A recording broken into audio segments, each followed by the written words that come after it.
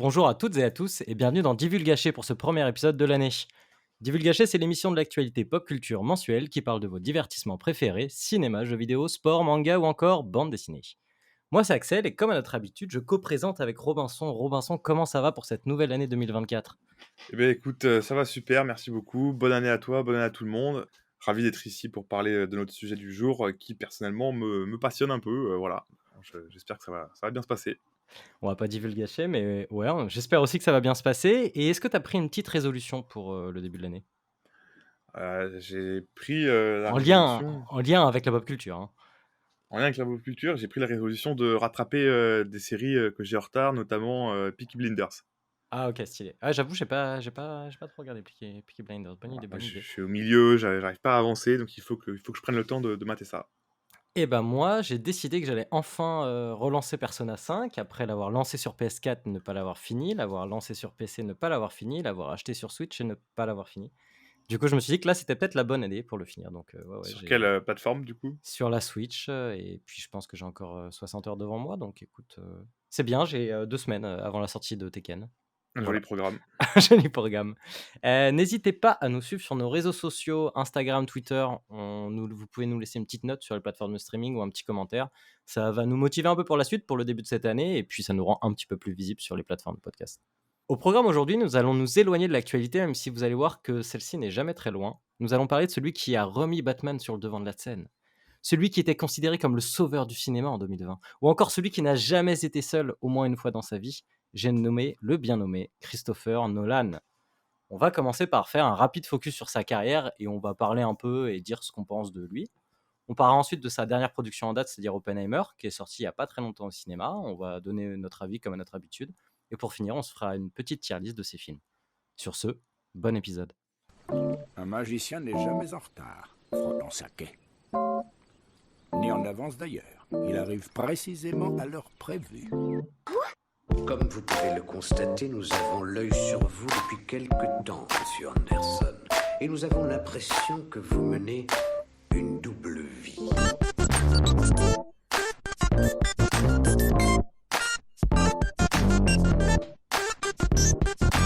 Tu sais pas jouer, Jack.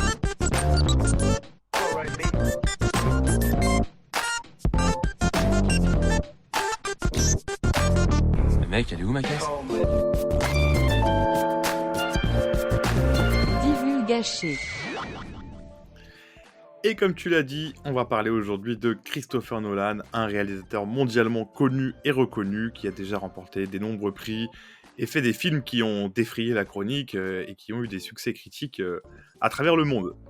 Alors déjà, première chose importante au sujet de Christopher Nolan, il est anglais, il est né en 1970 à Londres. Donc, ce n'est pas un réalisateur américain, c'est un réalisateur anglais qui a eu, comme on a dit, plein de prix, notamment 11 Oscars sur 36 nominations. Il a ramené plus de 6 milliards de dollars au box-office mondial. Donc, un mec qui pèse dans l'industrie, clairement.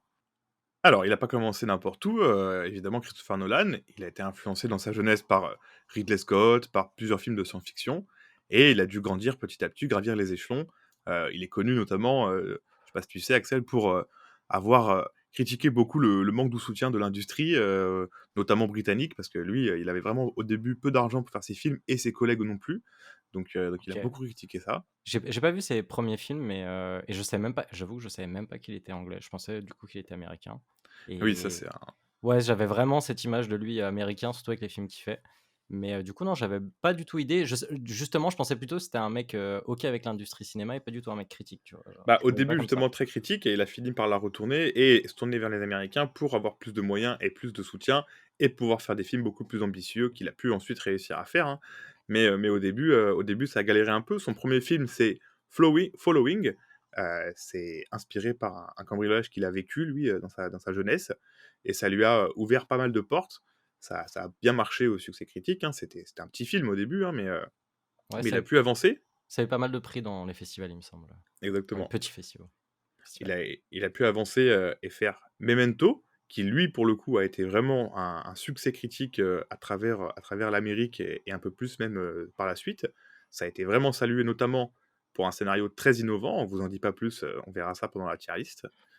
Je sais pas si tu t'en rappelles toi, un peu Ouais, de ouais, ouais. Memento? Bah, c'était ce genre de film un peu à la Mulholland Drive où j'en entendais parler ado et il fallait les voir. C'était le film qu'il fallait voir, un petit peu déconstruit dans sa structure et cetera et du coup, ouais, ouais, moi j'avais bien aimé. J'ai pas beaucoup de souvenirs du film parce que je l'ai vu il y a très longtemps, mais je me rappelle que j'avais vraiment un bon souvenir et que même, le d de souvenir, il y a un côté un peu cracra dans le film, un peu sale et j'avais bien aimé tout ce délire-là, un peu anxiogène, non, non, j'ai un bon souvenir. Il a ensuite, réalisé la trilogie qu'il a mis sur le devant de la scène, c'est-à-dire la trilogie Batman. Il a redéfini le genre des super-héros avec, pour commencer, Batman Begins. Donc là, il a vraiment réancré Batman dans un monde beaucoup plus sombre et beaucoup plus réel que ce qu'on a pu avoir, jusqu'à maintenant. Quelque chose un peu plus humain, jusqu'à un Batman un peu plus humain. Heu, Ensuite, après Batman Begins, donc il a fait son deuxième film de Batman qui était The Dark Knight, qui a été, reconnu comme l'un des meilleurs films du genre, des super-héros, si ce n'est pas un des meilleurs films des années où il est sorti et cetera. Ça a vraiment été un succès monstre ce The Dark Knight, c'est pas à toi que je l'apprendrai Axel. Ouais. Puis il me semble qu'il y a beaucoup de gens qui avaient pas vu Begins comme moi et qui sont allés voir The Dark Knight parce que justement le bouche à oreille avait hyper bien marché et que j'en avais entendu beaucoup de bien. Les bandes annonces donnaient vraiment envie et même sans avoir vu Begins, le film franchement était assez.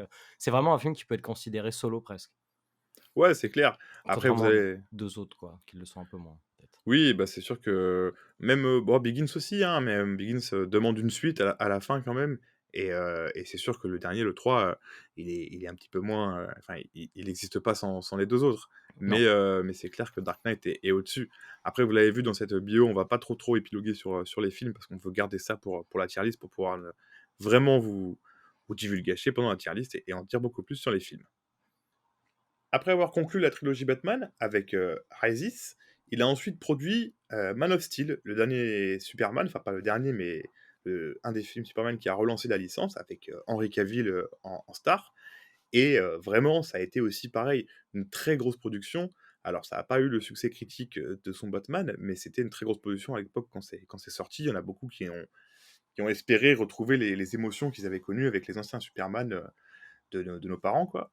Donc je sais que même toi, tu bien Man of enfin, tu bien en tout cas Henry Cavill et ce qu'il peut faire, donc c'est plutôt Bah, le film m'avait bien réconcilié quand même avec, Superman. Après le problème que j'avais et le problème que j'ai en général avec Superman, c'est que je trouve que la mise en scène est pas toujours à la hauteur du personnage. Alors Man of Steel, heureusement, ils avaient fait pas mal de choses cool, mais c'était quand même assez superficiel. J'avais pas forcément aimé le traitement du vol, j'avais pas forcément aimé, tout le côté, je crie pour devenir plus fort et pour me dépasser. Ça, c'est un truc très classique dans les Superman et c'est un truc qui me plaît pas trop. Et voilà, mais sinon, j'aimais bien en tout cas, je trouvais qu'Henry Cavill incarnait bien le personnage. Ça reste encore une fois, ça reste toujours vrai aujourd'hui, ouais, même si c'est c'est vraiment plus Superman. le plus gros la plus grosse qualité du film, hein, c'est Henry Cavill, hein. Après le reste, personnellement, lui on peut en parler comme il l'a pas réalisé, on en parlera pas forcément après. Moi, c'est vraiment pas me un de mes films préférés. Déjà, j'aime pas beaucoup Superman, comme super-héros et en plus, là, ouais, les à part les quelques scènes d'action, je trouve qu'on s'ennuyait beaucoup. Après, je m'en souviens plus vraiment, ça fait quelque temps vraiment que je l'ai vu déjà, donc je l'ai jamais revu, je crois, Bah, après, si on aime, Superman en tant que super-héros, je vous conseille plus les BD qui sont plus cool, notamment les spin-offs ou notamment les films, qui sont sortis, les films DC d'animation, qui parlent beaucoup de Superman. Tout tourne souvent autour de Superman et c'est vraiment cool. Même les BD, Injustice, tu avais pas, acheté toi les si j'ai Injustice? toute la saison 1 Voilà. et si, pour le coup, Et le là, on déc Superman est cool, quoi. Enfin là, il y a «cool» entre guillemets, et mais ouais, ouais, c'est un clairement, mais en tout personnage cas, il est intéressant en intéressant. tout En cas, tout cas, il est voilà. intéressant, clairement, C'est ouais, ça, voilà. exactement. Après avoir produit Superman, il s'est lancé dans un de ses films les plus connus aussi, Interstellar. C'est né de plein d'aspirations et de plein d'envies qu'il avait, lui, d'explorer l'espace et d'en savoir plus. Heu, il a ensuite, dirigé un autre film, qui a eu un énorme succès, pareil aux récompenses et aux Oscars, qui s'appelle Dunkerque, qui a été lui, tr salué pour un traitement sensoriel assez fou. Tu l'as vu toi, Dunkerque? Non, je l'ai pas vu. Et ben moi non plus. Ça Voilà, commence on à va le piquer dire un peu. maintenant, on va l'avouer malheureusement. On n'a pas vu Dunkerque. C'est un de ceux que j'ai loupé. Je c'est sur ma liste, hein, de films à voir, mais pour le coup là, j'ai pas encore, fait mes devoirs. Ouais, après, Dunkerque, je sais pas les retours, ils étaient comment? Toi, tu avais eu des bons retours, Plutôt bon quand même, hein, en tout cas, c'était une expérience intéressante et les gens ressortaient pas, inertes du film, ils avaient toujours quelque chose à dire, quoi. Ouais, bah, il doit être sur les plateformes de streaming en plus, donc ouais, non, il faut que je rattrape. Mais après, c'est pas trop mon truc les films de guerre. Je sais pas pour toi, mais moi, c'est pas spécialement mon truc. Ça dépend lesquels. Personnellement, il y en a que j'aime énormément, il y a des films de guerre que j'adore et d'autres qui m'ennuient un peu plus. Mais si, pour le coup, il y a des films de guerre où j'ai des souvenirs incroyables. Rien que là, je pense à Des mineurs comme ça, qui me vient tout de suite. Oui, il y a des grands films, oui, c'est sûr. Il a ensuite fait, un film post-Covid qui a ramené les gens au cinéma ou en tout cas qui était celui qui était censé ramener les gens au cinéma, qui est Tenet. Sauver le cinéma, tu veux dire? Tout à fait, mais en tout cas, il a osé sortir vraiment à la sortie du Covid, son film en salle et c'est je sais pas si c'est lui qui a sauvé le cinéma, ça, c'est une autre question. Mais une chose est Ouais, sûre, c'est que c'est le seul qui a fait des chiffres à ce moment-là. oui, c'est clair. Il a Heu, pas sauvé, il a pas sauvé l'art du cinéma, mais il a peut-être sauvé non, l'industrie, je sais pas. peut-être, malgré la complexité du film et le fait que ça ait divisé, hein, pour le coup, Tenet, voilà, il a quand même, sorti ça, à la sortie du Covid, un des seuls films à gros budget qui est sorti à cette période-là, vraiment 1 ou 2 mois après le entre guillemets «la fin des affaires» et tout. Donc, rien que pour ça, Ouais, ça se salue. puis il y avait mais après le délire, enfin, le truc de Tenet, c'est qu'il est sorti à un moment où justement il y avait rien. C'était les réouvertures des Aussi, cinémas.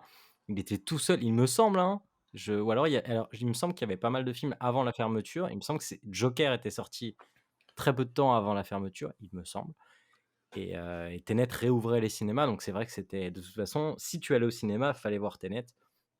Donc c'était c'est sûr, le truc à voir. Donc ça explique aussi les chiffres, ça explique, tout le fait que ça ait fait beaucoup parler aussi, quoi. c'est sûr, c'est sûr. Il a terminé sa filmographie cet été 2023 avec un biopic sur celui qui a inventé la bombe atomique, Robert Oppenheimer. Il était face à Barbie quand c'est sorti. On en a parlé tout l'été, même après. Ils se sont battus, pareil, les deux films pour les récompenses, etc. etc. Et encore un film qui ramène du monde et qui divise. Voilà, c'est pour ça aussi qu'on va parler de Nolan aujourd'hui. C'est que c'est quelqu'un qui est vraiment loué par toute l'industrie et par plein de monde pour sa vision artistique, pour son impact sur l'industrie cinématographique et pour plein de choses. Mais tous ces films font parler, divisent, polarisent un petit peu dans le bien ou dans le mal, pour plein de raisons, notamment pour le fait qu'ils soient «un peu compliqués» entre guillemets, qu'on ne puisse pas forcément, avec un seul visionnage, profiter des films en entier, quoi. Ouais, je sais pas si c'est avec un seul visionnage, enfin, je sais pas s'il faut revoir plusieurs fois les films pour les apprécier, mais c'est vrai que oui, de toute façon, il y a un côté un peu, complexe, et il me semble que que Christopher Nolan, à la base, en tout cas dans ses anciens films, écrivait avec son frère et avec d'autres scénaristes, et que sur ses derniers films, il écrivait un peu plus tout seul et du coup, ça avait été plus compliqué, notamment sur Tenet, pour pas mal de trucs. Donc après, c'est compliqué parce que c'est un mec qui a plein de casquettes, réalisateur, scénariste, il dirige bien ses acteurs, il est hyper impliqué sur plein de choses.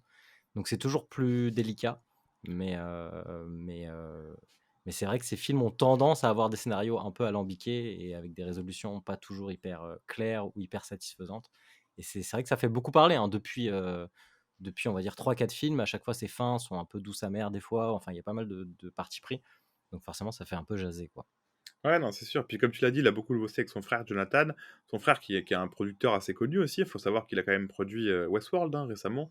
Ah! Donc Ah il oui, est derrière d'accord. ça, hein. Oui, oui, non, non, c'est pas n'importe qui. Bon, il est pas, réalisateur, mais dans le monde de dans l'industrie, il est carrément en place aussi, son frère, hein. Qu'est-ce que tu en penses toi, globalement de Nolan? Est-ce que c'est un mec qui, peu importe le film qui sort, tu vas le voir sans hésiter? Bon, je dis ça, j'ai pas vu Dunkerque et cetera, mais il peut y avoir des petites exceptions, mais tu réfléchis pas trop? Est-ce que c'est pas trop ton style, Moi, c'est un de ces rares réalisateurs que j'aime bien, mais en fait, j'aime pas forcément le réalisateur, j'aime bien ses films. Genre la trilogie Batman, je l'aime bien, enfin en tout cas, The Dark Knight, je l'aime bien, The Prestige, je l'aime bien. Il y a quelques films comme ça dans sa filmographie que j'aime beaucoup, et en fait, j'ai commencé à connaître son nom quand j'ai vu, The Dark Knight, parce qu'en fait, j'avais déjà vu The Prestige et quelques films et j'avais pas forcément son nom en tête, je savais pas forcément que c'était lui qui réalisait, et depuis, The Dark Knight, c'est vrai que son nom est un peu plus, c'est ancré dans mon esprit, du coup, j'ai suivi un peu plus ses dernières sorties et tout, et c'est pas forcément un réalisateur que j'ai appris à aimer avec le temps. C'est plutôt le contraire, quoi. J'ai vraiment ce truc où, j'ai beaucoup aimé ses productions avant, et aujourd'hui, les derniers films qui sortent, on va pas divulgacher, mais c'est peut-être, des choses que j'aime un peu moins. Alors j'aime beaucoup certains partis pris, j'aime beaucoup, le talent qu'il a pour la réal, pour certains plans et tout, mais j'ai un petit peu plus de mal avec ses anciens films, là où ses premiers films, il y a vraiment un truc qui en tout cas, il y a un peu de nostalgie qui s'en dégage de mon côté, du coup, ça me touche un peu plus, quoi. Et du coup, je suis plus attaché à ces films-là, quoi. Ouais, clairement, c'est la nostalgie qui parle aussi, hein. Moi, je suis hyper client, j'avoue que je réfléchis pas trop quand il y a un film, comme j'ai dit, qui sort, je vais le voir au cinéma. Même si, comme Oppenheimer, il dure 3 heures et demie, je me dis que c'est Christopher Nolan, donc j'en sortirai pas, «indemne» entre guillemets. J'aurais des choses à penser, des choses à dire. Il y a beaucoup de ces films, que j'aime beaucoup, voire, énormément. Je divulgage pas trop, mais j'ai un de ces films qui fait partie de mon top, très, très haut dans mon top quoi, Ah oui, carrément. all time. Ah oui, Ah oui. carrément. Et donc voilà, donc quelqu'un que j'apprécie quoi, que vous allez voir, qui me plaît beaucoup et pour lequel non pas j'ai de l'admiration, mais en tout cas je suis hyper intéressé. Mais c'est toujours pareil, comme dit Axel, c'est quelqu'un qui polarise beaucoup. On sait qu'il utilise très peu d'effets spéciaux et qu'il est vraiment un adepte de la pellicule et tout. Et ça peut en saouler certains comme d'autres, qui peuvent l'admirer pour ça. C'est vraiment quelqu'un qui a des partis pris assez tranchés et comme tu as dit, qu'on n'aime pas forcément pour ce qu'il est, mais pour ce qu'il fait, quoi. Bah, c'est ça. Moi, j'ai vraiment ce truc où c'est pour ce qu'il fait et il y a plein de films que j'aime de lui que j'attache pas forcément son nom au film, tu vois? Contrairement à d'autres réalisateurs comme Ridley Scott ou je sais pas, Tim Burton ou des trucs comme ça, où les films vraiment j'ai, son nom en tête quand je pense au film, quoi. Donc ouais, voilà. Mais on va en parler de toute façon, on va en parler après. On va en parler justement et on va parler de son dernier film qui est sorti cet été 2023, Oppenheimer. Nous imaginons un avenir. Et nos prévisions nous terrifient.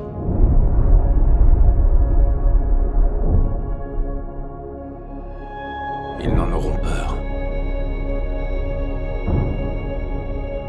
que quand ils comprendront.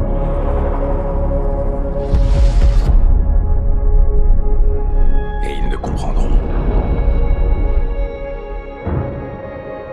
que quand ils l'auront utilisé.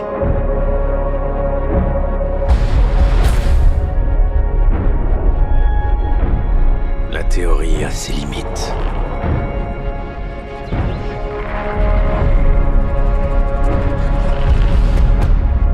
Je me demande si on peut nous confier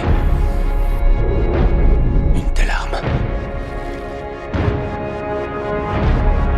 Mais on n'a pas le choix.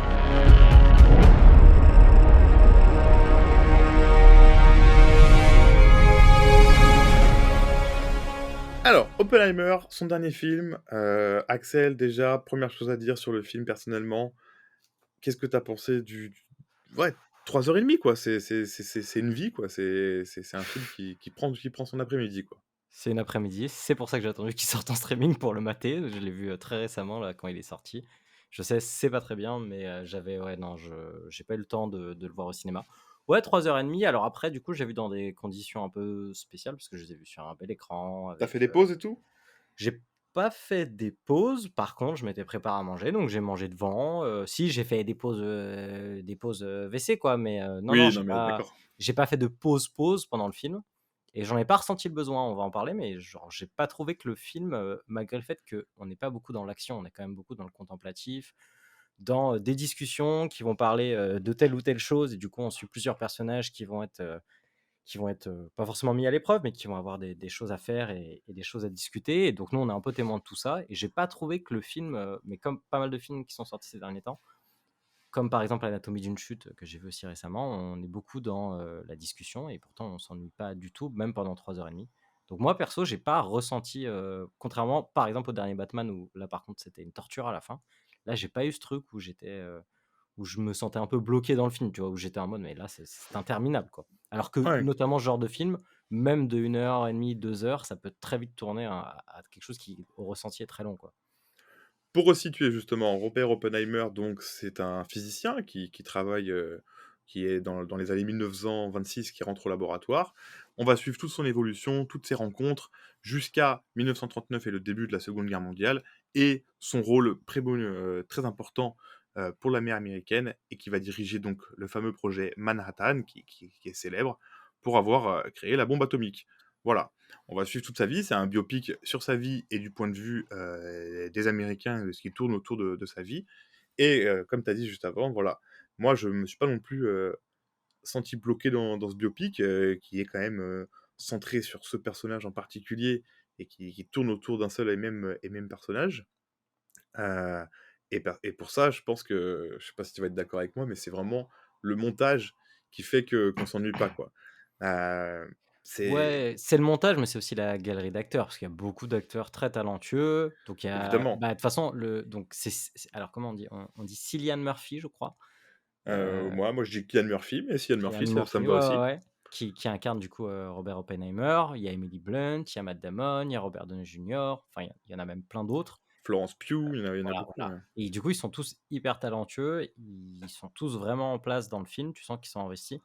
Donc je trouve que ça participe beaucoup au fait que tu es très immergé direct dans le film, et puis il y a vraiment ce truc parce qu'en plus on en parlait avec ma compagne, il y a ce truc où de toute façon tu sais où ça va. Il y a plein de questions qu'il se pose où toi tu connais la réponse puisque tu sais ce qu'il en est.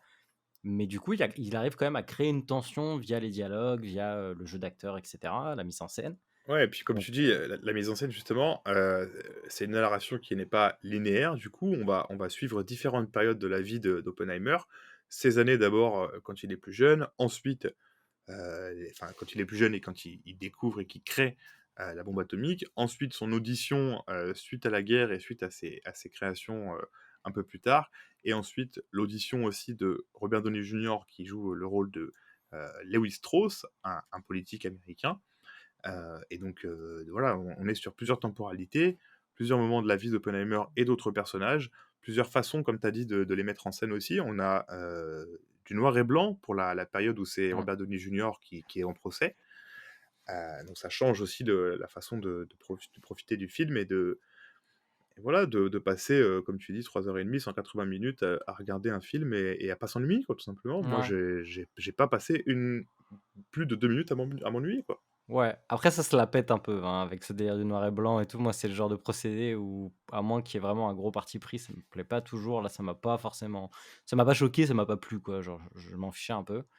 Après, ouais, ouais, la temporalité comme ça, ce qui est bien, c'est que Christopher Nolan, il sait comment mettre en scène une histoire, il sait comment mettre en scène un film, il sait comment mettre en scène ses personnages, et du coup, tu as ce truc où tu comprends ce qui se passe, même si des fois, tu as un peu de double jeu de certains personnages, et cetera. Tu as plein de choses qui sont mises en place, qui sont hyper claires, et donc tout de suite, c'est beaucoup plus simple aussi de suivre, le film. Et non, non, je trouve que déjà par rapport à ces autres films précédents, je trouve qu'il y a une grosse amélioration alors que le film ne se veut pas linéaire. Je trouve qu'il y a un truc qui fait que tu es bien en place dans le film, et ça, c'est assez appréciable, ça change, quoi. Et justement, l'histoire, est-ce que, tu as trouvé ça intéressant à suivre cette histoire, même si on connaît le début et la fin? Est-ce que tu te posais un peu des questions? Est-ce que tu as trouvé pertinent le fait de parler de Oppenheimer? Et enfin, je mets ça en lumière avec le fait qu'il fait des chiffres incroyables avec un biopic de 3 heures et demie sur, un physicien qui a inventé la bombe atomique. Enfin, il faut quand même, se rendre compte, pardon, du personne enfin les gens, vont voir son film dans tous les cas, quoi. Ils sont intéressés, enfin, c'est pas n'importe qui peut sortir ça et dire: «Allez voir mon film», quoi. Clairement, je Ouais, après on rentre dans des débats un peu différents qui vont être peut-être un peu plus, politiques et social, mais je pense que le climat joue aussi, le fait que, comme tu dis, ça soit Christopher Nolan, ça joue beaucoup. oui, oui, non, non, mais Puis bien c'est une sûr, histoire, il y a au final méconnue. Moi, il y a plein de choses que je savais pas du tout oui, mais que ça j'ai reste appris. enfin, je te dis, c'est un biopic de 3 heures et demie quand même, qui enfin, il fait des chiffres de Marvel qui sont, enfin, tu vois ce que je veux dire, quoi? C'est ça. Après moi, tu vois, pareil, je suis pas très biopic, mais j'ai trouvé que le film était suffisamment en place pour pas que tu ressens que ce soit un biopic. Et comme tu dis, il y a des questions en fait, tu pourrais te dire: «Bah, du coup, la tension, elle est pas forcément là». Il y a plein de scènes, clés qui du coup vont être désamorcées parce que tu sais la finalité du truc. Et en fait, pas du tout, parce que même quand les personnages une des premières questions du film qu'ils se posent, c'est, une bombe atomique, il y a une espèce de réaction en chaîne qui se fait, mais, quand est-ce qu'elle s'arrête cette réaction en chaîne? Et du coup, toi, tu connais la réponse. Tu sais ce qu'il en est, mais eux, ils vont rentrer dans des débats et dans des questionnements qui sont, bah, très importants parce qu'ils savent pas où est-ce qu'ils vont.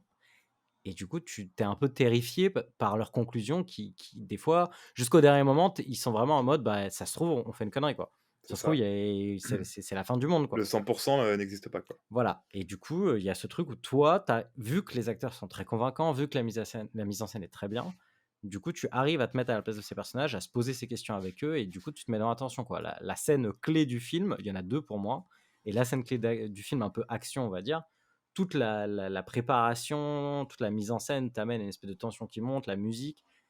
Donc non, non, il y a enfin moi, en tout cas, ça a très bien marché sur moi et pourtant, encore une fois, j'étais pas au cinéma, quoi. Bon, encore une fois, j'avais des bonnes conditions, mais j'étais pas au cinéma. Du coup, c'est Perso, moi, impressionnant. je suis assez client de biopics, documentaires et tout, et là, j'ai vraiment trouvé mon compte. Voilà, je connaissais les très grandes lignes de l'histoire, pareil, et j'ai appris des choses. Sont-elles exactement vraies, et cetera? C'est toujours un film qui retranscrit une histoire, donc faut pas non plus, à 100 se laisser «berner» entre guillemets, mais ça reste quand même très, très fidèle. Et puis, ouais, comme tu dis, il y a des scènes qui sont assez prenantes, où on en parlera juste après, mais le son, en tout cas au cinéma aussi, te met dans une ambiance, quoi. Il y a vraiment plein de points de vue qui sont différents, quoi, donc c'est vraiment cool. Non, non, c'est vrai de toute façon, il y a un gros travail sur la musique, ça a toujours été le cas, sur le bruitage, sur plein de choses. Ce qui est intéressant, c'est que la musique, joue beaucoup sur l'oppression et sur la gêne ou sur le stress qui fait que les scènes marchent et c'est encore une fois, ça marche parce que les acteurs sont convaincants et cetera. Donc on voit que c'est vraiment encore une fois c'est là où le film, pour moi, de toute façon et je le dis maintenant, est un bon film, c'est que le film se tient vraiment sur ses enjeux, sur, ses personnages, sur sa mise en scène et toutes ces scènes marchent. Enfin, toutes les scènes et toutes les ambiances et les émotions qu'il veut faire ressentir, en tout cas, moi, ont marché sur moi. Donc pour moi, à ce niveau-là, c'était, carton plein. Alors qu'encore une fois, ces derniers films avaient mais encore une fois, je dis ces derniers films, mais pas que, quoi, ils ont pas forcément toujours marché sur moi et là, non, non, à ce niveau-là, en tout cas, j'étais convaincu. Un peu moins par le côté j'ai trouvé qu'on survolait beaucoup de choses. Comme le film est long et on survole quand même beaucoup de choses et je trouve que le film avait peut-être un peu trop à montrer pour ce qu'il veut raconter et il aurait peut-être mieux valu des fois se focus sur d'autres choses parce qu'au final, il y a plein de choses qu'on voit pas beaucoup quand ils sont dans leur camp là, enfermés pour justement mettre au point la bombe. Je trouve qu'on n'en voit pas tant que ça. Il y a plein de scènes, il y a plein de choses qui ont l'air hyper intéressantes et au final où on a quelques scènes dedans et il se passe pas grand-chose, on n'a pas beaucoup plus d'infos et j'ai trouvé ça dommage parce que du coup le film fait un peu chargé. Il y Ouais, a quand même beaucoup de scènes et des sur fois, 3 heures et demie, c'est dur de dire ça quand même, hein. C'est un avis, j'ai juste et je dis pas que j'en voulais plus, je dis juste que ouais, j'aurais ouais. préféré que le film peut-être se cadre quitte à être plus court, mais se cadre peut-être sur moins de scènes. Parce qu'en plus du coup je trouve qu'il étire beaucoup certaines choses et Après, c'est pas toujours il y a les pertinent, quoi. il y a aussi les effets de mise en scène, comme tu disais, avec les moments où je pense, enfin, j'ai ressenti ça comme ça, en tout cas, où on voit, Oppenheimer qui réfléchit et dans sa tête, c'est, des atomes qui tournent et ça il y a une sorte de bruit un peu sourd en arrière-plan, assez souvent dans le film, heu et du coup, voilà, ça rajoute, des moments où on ne sait pas trop ce qui se passe, et comme tu dis, ça peut des fois un peu être chargé. Mais mais le film est voilà, est assez long pour placer toutes ces scènes et je trouve que ça va, certes, il y a comme tu dis aussi, il y a beaucoup de personnages, mais on se perd pas trop, enfin les personnages importants sont très identifiés donc ça va, mais je suis peut-être un peu pas assez critique, je sais pas trop, je me Moi, tâte. ce qui m'a alors, tu vois, moi, je vais être critique et en même temps, je vais donner une qualité au film. Comme je disais, il y a beaucoup de scènes en trop pour moi où il y aurait moyen de développer plus certaines scènes ou certains environnements dans lesquels Oppenheimer évolue, parce qu'il passe par plein de cadres différents dans sa vie. Et il y a une des scènes clés pour moi du film, c'est sa rencontre avec Albert. On va l'appeler Albert Albert. Einstein. Voilà, Ah Albert pardon. Einstein. Non, non, mais c'est pas grave. Albert Einstein, et on va pas dire ce qui se dit parce que c'est un des trucs, pas un des twists, parce que c'est pas un twist, mais c'est une des Des clés révélations du du film, ouais. film. Et du coup, tu as ce truc où je trouve que souvent dans les films de Nolan, il y a comme ça une scène clé, un petit peu twist, un petit peu machin. C'est ça qui fait beaucoup monter la pression. Il joue beaucoup sur ça, que ce soit dans les Batman ou dans ses autres films. Et là, je trouve qu'il a, même dans un biopic, il a réussi à mettre ça. Et c'est pour ça que je te dis que je trouve que le film vraiment marche, pas qu'en tant que biopic, etc., mais en tant que film. C'est qu'il y a des scènes comme ça qui marchent bien et c'est cool. Et à côté de ça, il y a plein de scènes qui, je trouve, font très superficielles et j'ai pas forcément kiffé, comme beaucoup de scènes avec sa femme, avec Emily Blunt. En soi, il y a de très bons jeux d'acteurs, etc. Mais j'ai pas trouvé ça toujours hyper pertinent. C'est bien de le montrer, mais à ce moment-là, peut-être creuser un peu plus le truc. Ou là, du coup, tu survoles, on te montre des scènes de vie et tu comprends que ça va pas. Mais je trouve je vois pas l'intérêt de te montrer ça dans ce que le film veut te proposer, quoi. Et la dernière grosse critique pour moi sur le film, c'est que on parle du coup des bombes lâchées au Japon. C'est ce que j'allais te demander, Hiroshima et ouais. Nagasaki, et on ne voit pas le Japon. Aucune scène, alors je dis pas qu'il faut voir le Japon, je dis plus qu'il faudrait quand même, alors c'est sûrement un parti pris du film, parce Moi, que ça c'est me dans ouais, une exactement. discussion, mais j'ai trouvé que c'est vraiment dommage, encore une fois sur 3 heures et demie, de pas mettre un petit peu l'emphase dessus, parce que tu as quand même ce truc où, bah, c'est important, Oui, quoi. mais ça reste un biopic sur un Américain qui a créé la bombe en plus et donc c'est son point de vue et c'est le point de vue des Américains et OK, j'entends exactement ce que tu dis, hein, mais je veux dire, dans le film, on n'est pas sur un documentaire justement ou un film qui retrace un peu tout ce qui s'est passé autour de cette création. Non, on est sur son histoire à lui et ce qui s'est passé et son histoire à lui, c'est d'avoir lâché ça et entre guillemets, d'avoir jamais vu vraiment ce qui s'était passé, quoi et de juste savoir que c'était la merde et il a jamais vu les gens là-bas, il est jamais allé sur place. Voilà, il a fait ça et il l'assume comme ça donc Mmh. Après, pareil, dans les biopics, j'ai toujours ce truc où, est-ce que le point de vue du réalisateur, le point de vue qu'a choisi le réalisateur, c'est le vrai point, c'est la vérité vraie, comme on dit, ou est-ce que c'est aussi il y a un petit peu de mise en scène, il y a un petit peu toujours un tu peu. vois? Toujours un peu, mais du coup, j'ai toujours un peu de mal avec ces trucs où les mecs, du coup, sont torturés et puis, en fait, ils cherchent une sorte de rédemption, et ça, je suis toujours un peu partagé parce que, en fait, j'ai toujours un peu de mal à prendre le film pour, ce qu'il me raconte pour acquis, quoi. Donc j'étais là en mode: «OK, je sais pas trop quoi en penser, mais OK, je veux bien croire que ça a dû le travailler». J'espère bien. Mais sinon, ouais, sinon, le reste du film m'a bien convaincu. Mais encore une fois, ça m'a bien convaincu comme un film de Nolan même s'il ne me plaît pas, arrive à me convaincre en tant que film, parce que ça reste un bon réalisateur, quoi. Peu importe ce qu'il fait, Oui, c'est un bon ça c'est sûr. réalisateur. Dans la mise en scène, on a parlé des différentes timelines donc et notamment celle en noir et blanc qui tranche vraiment avec le reste de l'histoire de d'Oppenheimer. Est-ce que toi, donc tu as dit que c'était pas ta préférée, on peut quand même parler du jeu d'acteur de Downey Jr. qui est, je trouve, assez parfait dans ces scènes.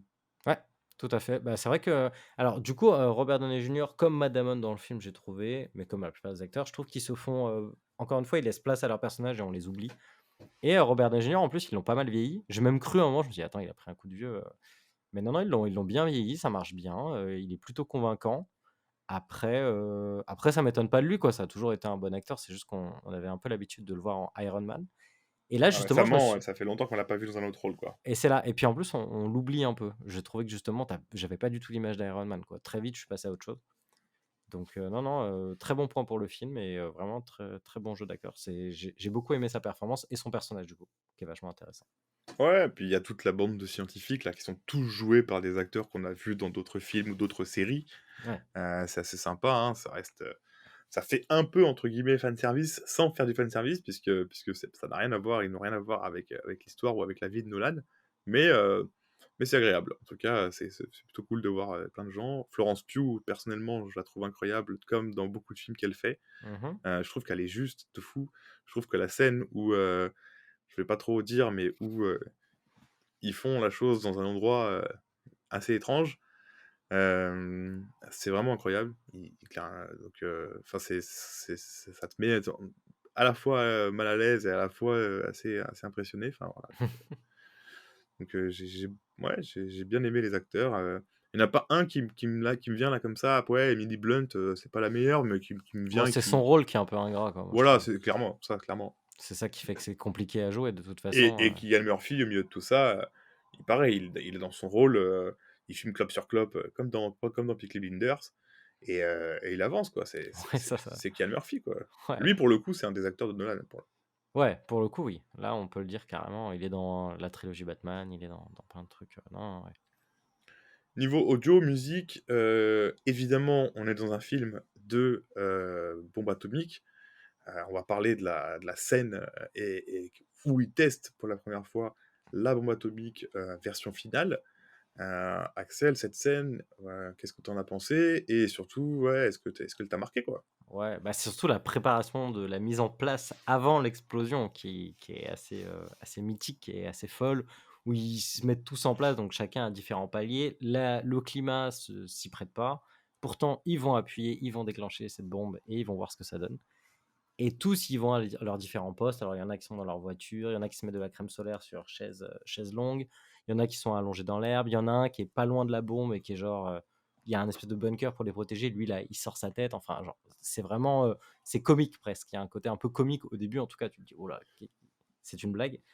Et puis, en fait, la scène commence à se poursuivre. Et puis, tu as le décompte qui commence. Et puis, tu dis, oula, mais en fait, ils sont très très près là. Qu'est-ce qu'ils nous font là?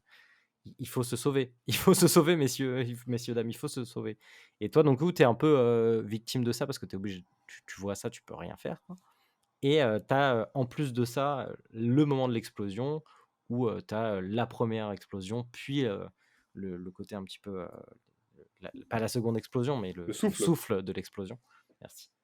Et ça, c'est, ouais, franchement, tu as un côté hyper impressionnant. Ouais, c'est réaliste, hein. Franchement, c'est bien C'est fait. bien fait. Après, ce qui est un petit peu dommage, c'est que du coup, comme c'est un désert, t'as pas trop de comparatif au niveau des échelles. Du coup, tu as une explosion, mais tu trouvais que Ouais, et tu te rendais puis pas forcément compte de on l'a l'ampleur du truc, dit, quoi. on l'a dit dans ma bio, Nolan, il utilise très peu d'effets spéciaux. Donc là, c'est une explosion réelle, hein, qui a été faite avec des artifices cinématographiques, quoi, Mhm. réels, quoi. Et donc forcément, c'est pas Fast and Furious, hein, mais ça marche carrément. Et moi, je trouve qu'ils en font pas trop avec le bruit, et c'est très bien fait. On s'attend à se faire exploser les tympans, notamment au cinéma. Et honnêtement, non. C'est juste comme il faut, quoi. Enfin, c'est Ah bien ouais. fait. Moi, j'avais pas la qualité du coup du cinéma, mais ouais, je trouve que ça fait bien. Puis la petite musique qui monte, l'espèce de bruit sourd, etc. Non, non, t'as une tension qui marche bien. Et en plus, t'as ce truc. Donc là, on est à fond dans le. On divulgâche, hein, là. Désolé pour Oui, ceux qui nous écoutent. Si à vous voulez pas 100%. du tout être divulgâché, là, on est à fond dedans. Même si c'est pas grave, il y a plein d'autres scènes. Enfin voilà. Après, vous savez bien que la bombe va péter Voilà. d'un autre Vous côté. savez bien qu'il y a cette scène et de toute façon, vous la vivrez pas autrement que. Voilà. Vous la vivrez pareil. On va pas tarder à conclure. Moi, je vais quand même rajouter que, dans toutes ces timelines, il y a tout un moment où, Oppenheimer, justement, se fait interroger dans un petit bureau, avec tout gris, d'une administration par, je sais pas combien de 6, 7 mecs, qui lui posent plein de questions pour, savoir un peu comment s'est passé le procédé de création et ensuite les tests, et cetera, et cetera. Et j'ai trouvé, moi, c'est peut-être les moments, limite qui m'ont le plus captivé, je sais pas pourquoi. Je trouvais que c'était bien joué, je trouvais qu'on on ressentait vraiment voilà, les questions que pouvait se poser ce personnage en se disant: «J'ai suivi mon rêve de physique et de création et d'innovation, heu, pour à défaut de la vie de milliers et milliers de personnes, qui suis-je, quoi?» Donc voilà, j'ai beaucoup aimé ces moments-là. Ouais, bah, ouais, j'ai bien aimé aussi. Après, c'est pas forcément la scène qui m'a le plus marqué, mais ouais, Bah, effectivement, c'est pas la scène, c'est un ensemble de scènes, hein, plutôt, mais Oui, oui, c'est ce que j'allais dire. C'est plus un ensemble de scènes. Après, le déroulé, encore une fois, et ce genre de procédé dans les films, c'est pas forcément ce que je kiffe, mais je trouvais que c'était pas mal fait quand même. C'était quand même cool et c'était pas désagréable à suivre, quoi. Il y avait ce truc, il y avait cette espèce je trouve qu'il y a une espèce de flow dans le film qui fait que tu te laisses porter. Tu vois pas le temps passer, en tout cas, pour moi, c'était le cas. Et voilà, par contre, je pense pas que ce soit un film que je reverrai, tu vois. ah, peut-être pas tout de suite, en tout cas, moi non plus. Ouais, peut-être pas tout de suite, mais au-delà de peut-être pas tout de suite, c'est peut-être un film que je reverrai pas du tout, quoi. Pourtant, c'est un bon film, hein, mais j'ai pas ce truc où là, je suis. Alors que Le Prestige ou d'autres films, pas de souci. Ah, Et il y en a lui, qui se mangent beaucoup plus facilement, c'est sûr, hein. C'est beaucoup plus «agréable à revoir» entre ouais. guillemets. Après, Ça, effectivement, c'est c'est assez peut-être parce lourd, qu'il hein. est long. Oui, s'il est lourd et Long puis et il est lourd, long. hein, puis c'est une sale Mais histoire. alors, on peut en parler avant de conclure. C'est vrai que par contre, j'ai pas trouvé que le film était si lourd et dramatique que ça. Non, c'est vrai. J'étais un peu surpris. Parce qu'au début, j'étais vraiment en le lançant. J'y allais un peu à reculons quand même, parce que j'étais en mode bon, on va passer une soirée fun. Enfin, une après-midi fun. Et au final, non, non, je trouvais que le film était pas si, euh, pas si dramatique. Et du coup, c'est pas trop difficile à regarder, quoi. Ça te demande pas trop d'efforts, entre guillemets. Je pense qu'on a tout dit sur Oppenheimer. On va conclure si c'était bon pour toi. Ouais, c'est bon. On va parler de la tier list, du coup. Allez, c'est parti. And the Golden Globe goes to Christopher Nolan.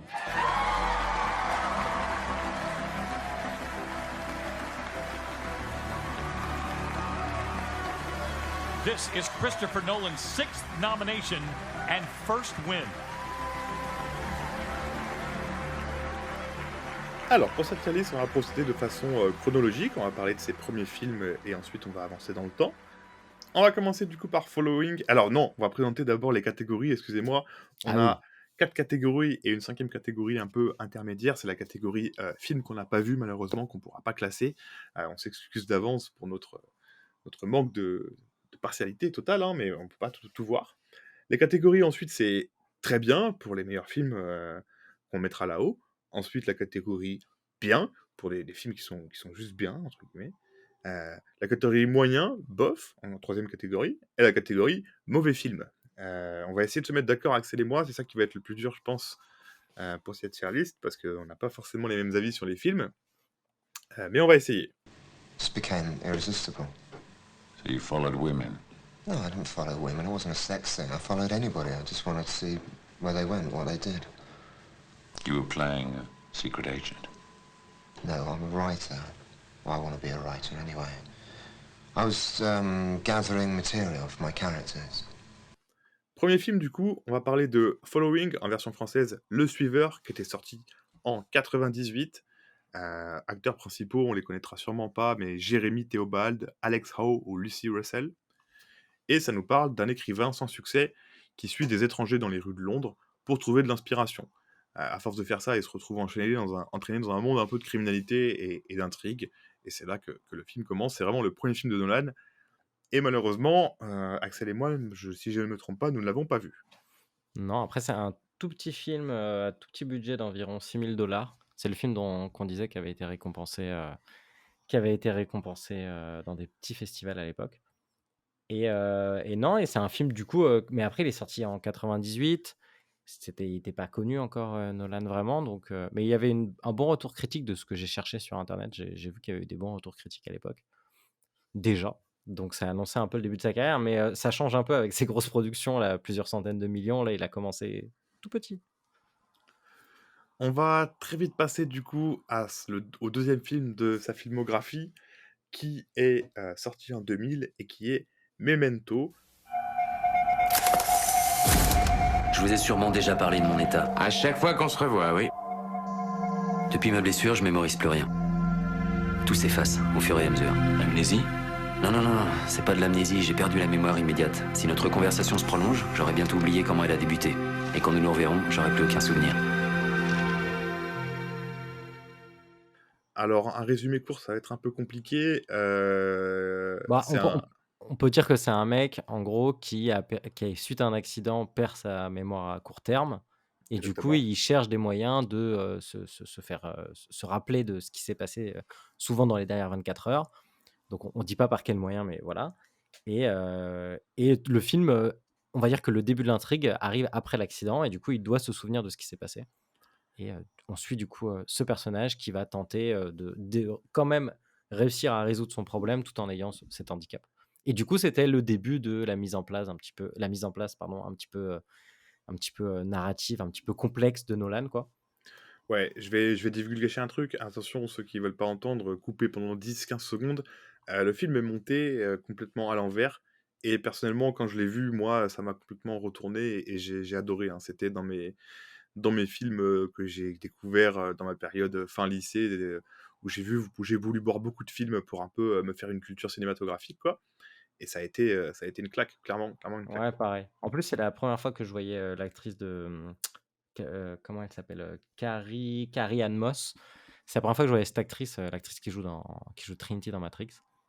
Et ouais, puis les personnages sont très convaincants et pareil, ça sent un petit peu, il y a un côté un petit peu sale, un petit côté un petit peu dur qui marche bien. Moi, Donc j'adore Guy Pearce dans le film. J'adore cet acteur de base. J'adore Guy Pearce dans le film. ouais, il a Ses une super aura, tatouages ce mec-là. sont cool. C'est vraiment un de mes films qui me rappelle beaucoup de choses. Et on va le classer dans la tier list, mais moi, je le mettrais en très bien, personnellement. Je pense que je le mettrais en très bien aussi. Je pense que je dis pas ouais, je vais pas me battre pour celui-là, donc on va dire très bien. Après, je le En fait, mettrais il serait plus intermédiaire entre bon et très bien, tu vois, pour moi. J'entends. Mais Mais on peut pas c'est mettre un un bon intermédiaire. film. Dans Il toute faut façon, c'est sûr définir. que c'est un bon film. Donc On le allons-y. redescendra peut-être après, mais on peut le mettre en très bien pour Non, l'instant, je pense. oui, puis il y a aussi le contexte du film, c'était son deuxième film, etc. 9 millions, donc c'est pas un très gros budget. Tu avais déjà des acteurs hyper talentueux. Enfin, non, il y a un Si vous bon. l'avez pas vu, en tout cas, foncez. Prenez-vous les 2 heures dont vous avez besoin là et posez-vous, parce que attention, ça va tourner un peu dans la tête. Mais j'adore ce film, je peux rien dire d'autre. Oui, puis tu vois, contrairement à d'autres films qu'il a fait récemment, c'est un film qui te fait un peu tourner la tête, mais tu arrives à retomber sur tes pattes assez facilement quand même, je trouve. Il y a vraiment toutes les clés à la fin du film. Ouais, voilà. Et du coup, tu as ce truc où ça peut être frustrant pour certaines personnes, mais moi, je trouve ça plutôt satisfaisant, en tout cas pour le grand public, d'avoir toutes les clés à ce moment-là, de cette façon-là. Et du coup, ça rend le film un peu plus digeste. Après, du coup, c'est un peu facile.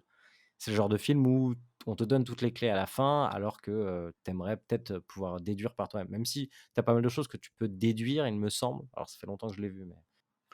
Non, c'est sûr. On va enchaîner sur son troisième film. Quand est-ce que la nuit tombe chez vous? Jamais. Pas à cette époque de l'année. Il lui a lavé les cheveux, coupé les ongles. Il les torture, les oblige à faire des choses. Ce gars-là est passé de l'autre côté, sans aucun remords. Insomnia, sorti en 2002. On va aller assez vite puisque malheureusement, nous sommes des mauvais élèves. Nous ne l'avons pas vu non plus. Je n'ai pas vu. 46 millions de dollars de budget. Et comme acteur, cette fois-ci, ça commence à peser. On a Al Pacino, Robin Williams et Hilary Swank dans les rôles principaux. C'est deux détectives qui enquêtent sur le meurtre d'une jeune fille dans une petite ville en Alaska. Et voilà, c'est vraiment c'est leur histoire et le fait que ça soit compliqué et très dur à retrouver excusez-moi, le meurtrier de cette jeune fille. Voilà, les succès, enfin les réponses critiques sont pas incroyables. Il n'y a pas eu de nomination aux Oscars. Les notes sont bonnes, hein, parce que c'est du Nolan toujours, mais c'est loin d'être le film le plus acclamé de sa filmographie. On va le mettre du coup dans la catégorie pas vu, hein. On va pas C'est ça. épiloguer très très longtemps. Par contre, on peut noter que c'est 46 millions de dollars et qu'il a fait environ 113 millions de dollars dans le monde. Donc ça y est, Nolan il était un peu lancé dans les films à très très gros budget. Alors, on on peut sait lui faire souvent, confiance, quoi. voilà, mais on sait souvent que le budget d'un film, on peut le doubler avec tout le. En tout cas, peut-être pas à l'époque, mais maintenant on peut le doubler avec tout le commercial qu'il y a derrière, le marketing. Donc peut-être pas à l'époque, mais en tout cas ils sont rentrés plutôt pas mal dans leurs frais et du coup Christopher Nolan ça a vraiment lancé sa carrière à ce niveau-là, quoi. Je te laisse présenter le prochain film, Axel. Oui, alors le prochain film, on est sur, du coup, c'est 2005 et c'est Batman Begins. Merde, t'es quoi, toi? Je suis Batman.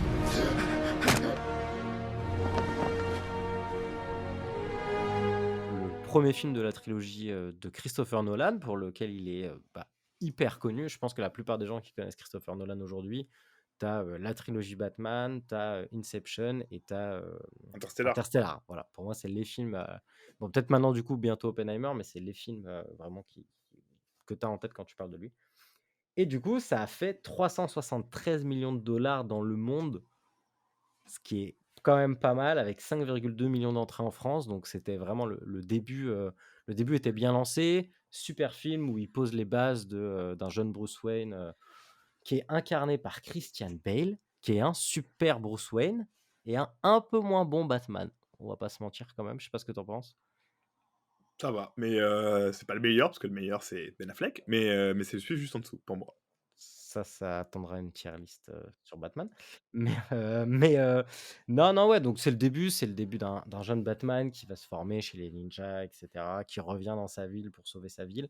Donc un plutôt bon film. Je sais pas. Alors moi, je l'avais pas vu au cinéma à l'époque. Je l'ai vu après avoir vu The Dark Knight, et je trouve toujours aujourd'hui que c'est un film moyen. Je trouve qu'il est bien. Il y a plein de choses qui marchent, et il y a d'autres choses où ça ne va pas du tout, quoi.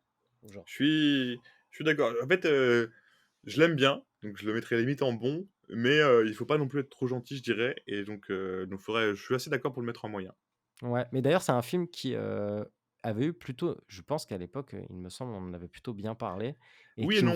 enfin, oui et non. En fait, c'est justement ça. C'était quand même un petit peu mitigé. Il a Même fini par se faire une belle répute, mais avec le temps, je trouve. Avec le temps, et en fait, c'est The Dark Knight qui lui a redonné une belle. Ouais, parce qu'on une a belle découvert des seconde vie, choses quoi. qu'on retrouvait dans The Dark Knight, et on comprenait un peu des choses aussi plus de Begins et tout, puis on arrivait à apprécier un peu le fait que ça soit assez sombre dans le désert, qui était un peu différent de ce qu'on avait ensuite dans les Ouais. deux films avec Gotham. Et puis, faut se rappeler un truc, c'est que la trilogie, elle a commencé en 2005 avec celui-ci, et quand tu regardes celui-ci, le film est pas spécialement kitsch. Alors, t'as des ninjas en Islande, t'as Batman qui se bat contre l'épouvantail, t'as plein de choses qui pourraient paraître hyper kitsch, notamment avec les Marvel d'aujourd'hui, etc. Et au final, je trouve que le film, même encore aujourd'hui, pour un premier film, il passe bien, quoi. Ouais, non, Encore une fois, niveau réel, etc., et il est bien en place, les personnages sont investis. Enfin, non, c'est un moyen, mais c'est un moyen de Nolan, donc c'est pas... voilà, c'est un moyen efficace. c'est clair. Tout grand tour de magie comporte 3 actes. Le premier s'appelle la promesse. Le magicien vous présente quelque chose d'ordinaire qui est bien sûr loin de l'être. Le deuxième acte s'appelle le tour. Il traque votre technique. Le magicien a le don de transformer une chose ordinaire en quelque chose d'extraordinaire. Alors vous cherchez le secret, mais en vain. C'est pourquoi il existe un 3e acte, le prestige. C'est celui des rebondissements imprévus, des choses que vous n'avez jamais vues. Et donc, son 5e film maintenant, c'est Le Prestige, qui est sorti en 2006. 40 millions de dollars. Et pareil, encore une flopée d'acteurs assez incroyable avec à nouveau Christian Bale, cette fois-ci Hugh Jackman, Scarlett Johansson et aussi Michael Caine. C'est un film où 2 magiciens rivaux s'affrontent. Ils se livrent une compétition assez intense pour savoir qui est le meilleur magicien, qui créera le meilleur tour, la meilleure illusion. Et ça finit par entraîner des conséquences assez tragiques. On vous en dit pas beaucoup plus. Et je vais commencer tout de suite. J'adore ce film. En fait, déjà, j'aime beaucoup les magiciens, mais un peu comme tout le monde, hein. Mais trouver la façon de mettre en place un combat de magiciens aussi bien, je trouve ça incroyable. Ouais, c'est une super idée. Moi, pareil, c'est un film un peu de mon enfance. Je trouve que c'est un super film. Alors, je pense qu'il y a la nostalgie qui joue, mais j'adore ce film. J'adore qu'on ait Hugh Jackman en espèce d'antagoniste qui fait tu sais, qui cabotine à fond, qui fait des grands sourires mesquins, etc., des petits coups fourrés, avec Christian Bale, un petit peu plus en magicien de la lumière, etc. Non, franchement, l'interaction, enfin, leur histoire, elle est trop bien. L'interaction entre les deux, elle est trop bien. Le twist final est bon. Ouais, le twist final, encore une fois, est bon. T'as une petite montée en pression avec du dramatique, etc. Non, c'est pas mal du tout. Les décors sont vraiment cool. T'as une ambiance un petit peu steampunk, un petit peu... je saurais pas comment dire, mais t'as un petit peu de magie dans l'air, tu vois. Et du coup, je trouve que le film marche vraiment très, très bien. Alors, pas tout le temps. Des fois, Jackman, il en fait pour le coup vraiment trop. Des fois, je trouve que ça tire un peu trop vers... je sais pas, vers les larmes, mais un petit peu trop, quoi, des fois. Je trouve qu'il y en a un petit peu trop dans ce film, mais j'aime bien. Justement, je trouve que ça fait sa force presque. Et on le mettrait dans quoi, du coup, selon toi? Très bien ou bien? Moi, c'est celui de mon... En fait, le truc, c'est que je pourrais le mettre en bon. Ça, c'est sûr, je le mettrais en bien. Mais je pense que c'est un film qui mérite d'être en très bien, quoi. En tout cas, moi, le ressenti à chaque fois. Et ça, c'est un film, du coup, que je peux revoir plein de fois et que j'adore. Ouais, mais est-ce que c'est vraiment un très bon film? Je l'adore aussi, hein, mais est-ce qu'il mérite vraiment le très bien? Quand on voit ce qui vient après, tu vois ce que je veux dire? Bah, après, il faut remettre en contexte. C'est un film de plus petit budget. Tu as quand même 2 gros acteurs, Mais on Hugh va pas pouvoir mettre Jackman et on peut pas mettre Christian tout en très Bale. bien. En On peut plus, pas tu tout as mettre. aussi, on a oublié, mais il y a aussi Scarlett Johansson dans le film. Il y a Oui, Michael oui. Caine. Enfin, genre, c'est pas un petit film. Genre, c'est un film avec des gros acteurs à budget plus modeste qui fait. Et en plus, on oublie, Batman Begins, c'est 2005. Le Prestige, c'est 2006. Et le film qui suit, c'est 2008.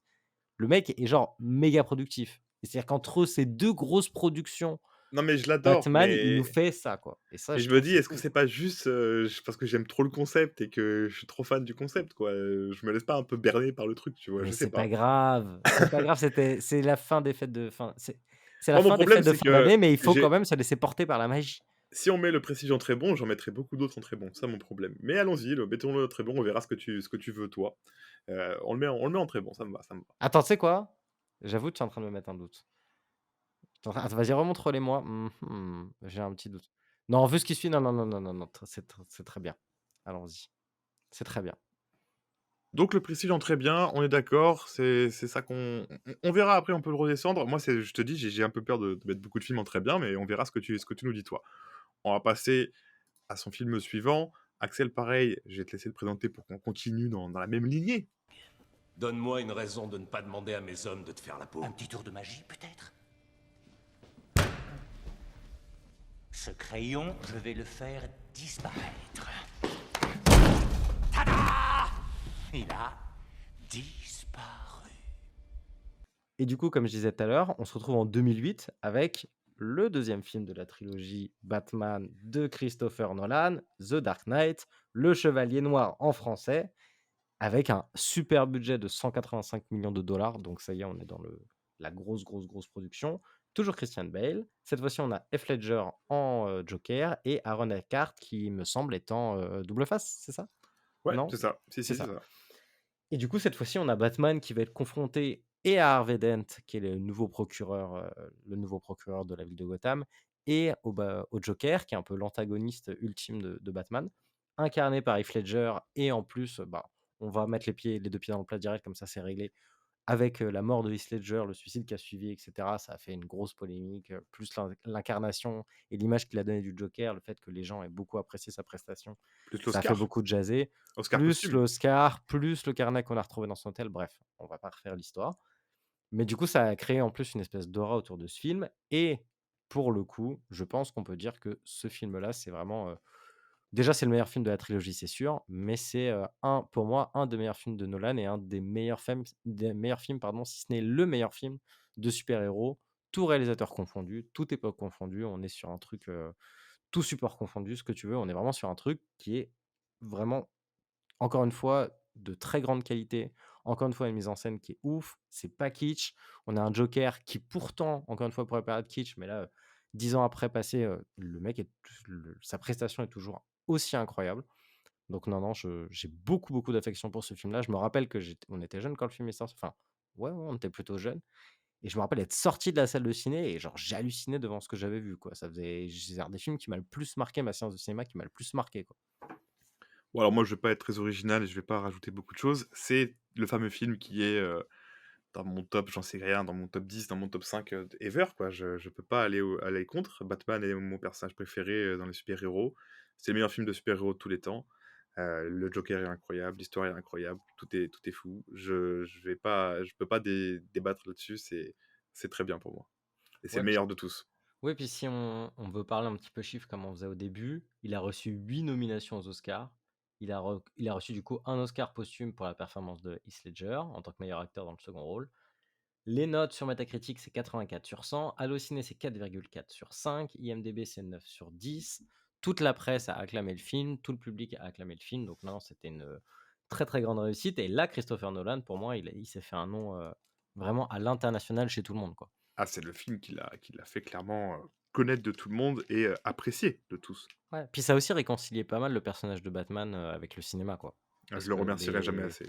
ouais, il y a vraiment ce truc. Et puis même ce qu'on a eu après, peu importe ce qu'on en pense, que ça soit bien ou pas bien, je trouve que c'est vraiment une incarnation hyper crédible. Parce qu'aussi le film est vraiment avec Christopher Nolan. On a plein de plans building, c'est très bleu, c'est très corporate un peu.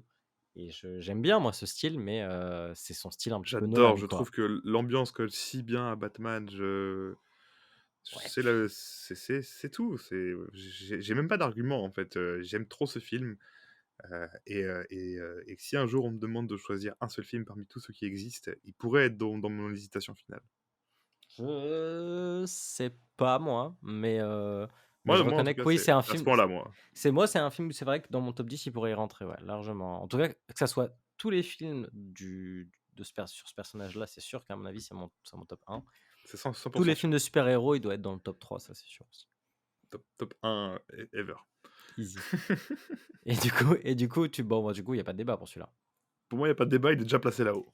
Il est déjà placé là-haut, parfait. Dans la catégorie très bien, avec Memento juste derrière et Le Prestige pour l'instant. Parfait. On enchaîne ensuite sur un film qui va, je pense, un peu diviser, qui est sorti en 2010. J'aimerais vous poser une question. Est-ce que vous pouvez vous rappeler comment votre rêve a commencé ou vous vous retrouvez toujours au beau milieu de l'action? Ouais, vous avez raison. Comment s'est-on retrouvé ici? Eh bien, nous nous sommes d'abord... Réfléchis bien, Ariane. Comment es-tu arrivé ici? Où es-tu en ce moment? On est en plein rêve? Oui, en ce moment, je te donne ton premier cours en partage de rêve. Tu es dans mon atelier en train de dormir. Surtout, reste calme. Et qui est Inception, budget d'environ 160 millions de dollars et environ 830 millions de recettes dans le monde entier. C'est une dinguerie, 6,5 millions d'entrées en France. Comme acteur, DiCaprio en acteur principal, Joseph Gordon-Levitt, Ellen Page, Tom Hardy. Encore une super brochette d'acteurs, peut-être une des meilleures de son histoire. Ça nous parle d'un voleur expérimenté qui va faire des coups dans l'inconscient des gens pendant qu'ils rêvent. Voilà, on essaye de faire une mission d'inception, c'est tout le principe du film. Et c'est un film qui a, sans dire révolutionné, mais qui a tellement fait parler par sa pseudo-complexité, les différentes théories, les gens qui allaient le voir qui comprenaient rien, les autres qui avaient adoré. Enfin, je pense que c'est celui, peut-être celui dont on a le plus parlé, même devant Batman pour le coup, hein. Bah, le truc, c'est que déjà, il faut savoir que ce film, c'est, Paprika, donc le film d'animation de Satoshi Kon, mais où on a enlevé toute la matière, un petit peu sympa. C'est-à-dire qu'on a gardé que le concept de base et on a rajouté du gris, des buildings, du bleu, du corporate, bien Christopher Nolan.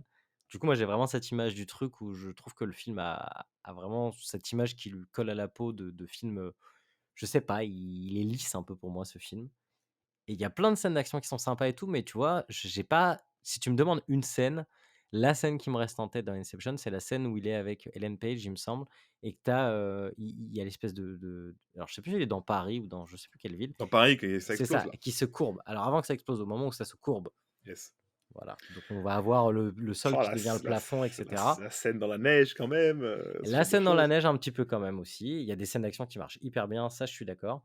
Après je trouve que, vu d'où il partait, c'est-à-dire encore une fois, si vous ne l'avez pas vu, allez voir Paprika de Satoshi Kon, qui est vraiment un très grand film, qui est le même concept mais vraiment ils l'ont joué enfin lui avait pensé le concept de façon un petit peu plus fantaisiste, là où Christopher Nolan a vu un truc plus terre à terre, avec des explications plus scientifiques et cetera. Mais le film est bien, la brochette d'acteurs est vraiment exceptionnelle, donc Moi, je non, suis hyper client, moi, hein. Je te le bah dis, moi, je suis hyper client. Moi, ça tient qu'à moi, je le mets en très bien, hein, sans hésiter. moi, je le mettrais vraiment très bien, quoi. Ah, c'est Genre, pour ça que je c'est trouve pour que ça que c'est je dis un ça, bon c'est pour le film. dire Je aux trouve gens, que mais c'est un bon film, mais je le trouve vraiment lisse. Je retire pas grand-chose de ce film. Je retire pas grand-chose de la performance de Leonardo DiCaprio. Et du coup, il y a Marion Cotillard, ouais, que j'apprécie plutôt en tant qu'actrice, mais c'est vrai que là, dans le film, voilà, j'ai pas son rôle est pas hyper intéressant. Enfin, voilà, j'ai pas forcément il y a plein de choses que j'ai pas trop kiffé. J'ai aimé les scènes d'action, mais j'ai trouvé, l'enrobage de tout ça et la liaison entre tout ça pas folle. J'ai trouvé, justement toutes les scènes clés et les révélations, je les ai pas trouvées, hyper efficaces et après tu as des beaux plans quoi, d'immeubles en ruine et Ah pas en ouais, ruine. et donc tu le mettrais quoi? Bon, quand même bon? Non, bon, je suis pas gentil avec le film parce que c'est quand même un film où les gens ont tendance à dire à l'acclamer Oui, ça et oui, ça je suis moi d'accord. je trouve pas qu'il y ait grand chose à acclamer, même si je trouve que le film a plein de qualités quand même. Mais Ah, mais quand voilà. rien que le fait qu'on ait tous découvert la fin plusieurs années après grâce à Combini, c'est quand même sympa, tu vois ce que je veux dire? Enfin avec les pseudo-théories, sur la toupie et tout machin, c'est et la Ouais, bague mais tu vois, aussi. tout ce délire de toupie, tout ça, c'est cool, hein, mais enfin, je veux dire, c'est pas satisfaisant comme fin, mais ça fait jaser et cetera, ça marche bien avec ces délires. Moi, c'est pas un truc que j'affectionne, du coup, en fait, je suis pas vraiment sensible à ça. Du coup, quand il me fait la fin sur la toupie, je suis là: «Bon, OK, Ouais. très bien, super». Je vois pas ouais, de quoi tu voulais me parler, mais allons-y. OK, OK. Bon, pour l'instant, pas besoin d'utiliser des jokers, hein, on est plutôt d'accord. Je vais pas me battre non plus pour Inception parce que je suis un peu d'accord avec toi. C'est un ouais, je sais pas si je ça reste un bon film, hein, mais tu vois, après, il y en aura trop dans les très bons, donc mais est-ce que Le Prestige est vraiment mieux qu'Inception? Tu en ressors plus tu kiffes plus, ouais, bah, Ouais, Le Prestige, je kiffe plus et je trouve que le film a plus à offrir, que genre si je devais revoir le film, je le reverrais. Si je devais le conseiller à quelqu'un, je le conseillerais. Inception, si je dois le revoir, OK, mouais. Si je dois le conseiller à quelqu'un, OK, mais enfin, c'est pas un truc où tu vois? c'est un film que j'ai beaucoup vu, Inception, hein, comme Dark Knight d'ailleurs, hein, c'est des films que je revois avec plaisir, quoi. Dark Knight, ça fait un moment que je l'ai pas vu, mais ouais, je l'ai vu beaucoup de fois en français, en anglais, tu vois, en plein de langues.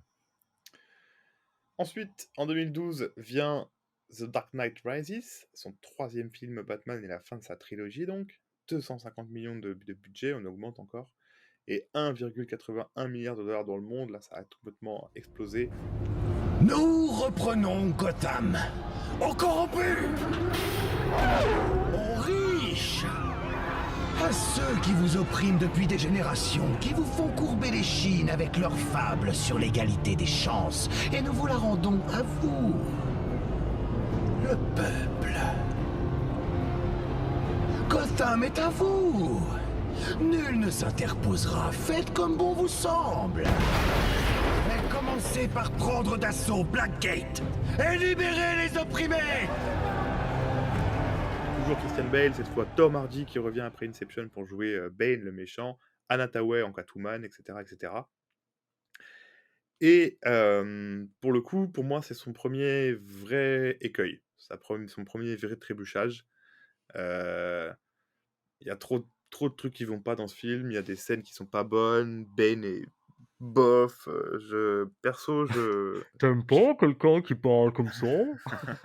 Non, il me fume. Sa voix, en plus en en plus, dans les français, elle est à mourir de rire. dans les comics, Bane n'est pas un personnage très intéressant. C'est pas quelqu'un qui est très profond. C'est un peu le larbin de Poison Ivy habituellement et tout, Et donc bah, du coup, c'est encore un ou non, on va pas trop divulgacher, mais on va dire qu'il est à sa place et c'est d'autant plus je m'étais dit: «Ah, ils vont proposer une nouvelle version du personnage, pourquoi pas?» Et en fait, au final, il a un masque, OK, mais il a pas tout ce délire de tout ce délire un peu fantastique où il s'injecte des trucs pour devenir hyper musclé. Ce qui va plutôt bien avec, la trilogie vu que c'est, plutôt on est plutôt sur un truc terre à terre. Mais du coup, je vois pas l'intérêt de ramener ce personnage-là et en plus, c'est pour être un petit peu, au dernier moment, être un peu mis sur le côté à la fin du film.